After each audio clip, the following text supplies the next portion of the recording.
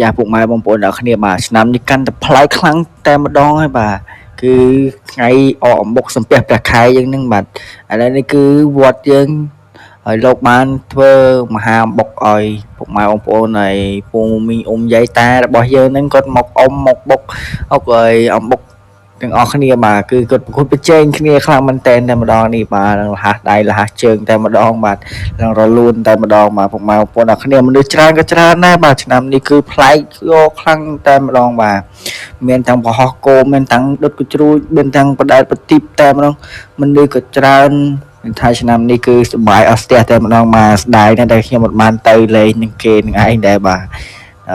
វល់ធ្វើខែអញ្ចឹងណាadmin នេះអត់ទៅអត់បានទៅក៏មានអ្នកថតឲ្យដែរបាទកាមេរ៉ាវិញ360កន្លែងណាក៏មានថតឲ្យដែរបាទនេះពីប្លុបហើយអត់តមានអ្នកមកទេបាទខ្ញុំស្ដាយណាស់ដែលបានទៅគ្រាន់តែឃើញពីចម្ងាយក៏ដឹងថាសប្បាយដែរបាទមនុស្សច្រើនខ្លាំងមែនតើឆ្នាំនេះយាយតាមីងអ៊ុំគាត់មកលេងមកអកអំបុកច្រើនខ្លាំងមែនតើបាទគាត់តែឃើញក៏សប្បាយដែរបាទឃើញពីចម្ងាយហ្នឹងគឺមិនបានទៅដល់ចិត្តក៏សប្បាយជាមួយគាត់ជំនួសគាត់ដែរបាទនេះឆ្នាំនេះគឺប្លែកខ្លាំងមែនតើតែម្ដងបាទពុកម៉ែបងប្អូនអ្នកគ្នាបាទអ្នកដែលបានមកប្រយ័ត្នស្ដាយតែម្ដងបាទប្រយ័ត្នស្ដាយដូចជាខ្ញុំជាដើមណារូបភាពដែលបានថតជាប់អីចឹងណាបងប្អូនអ្នកគ្នានេះក៏កំពុងតែអមបុកហើយបាទបុកអមបុកហ្នឹងហើយ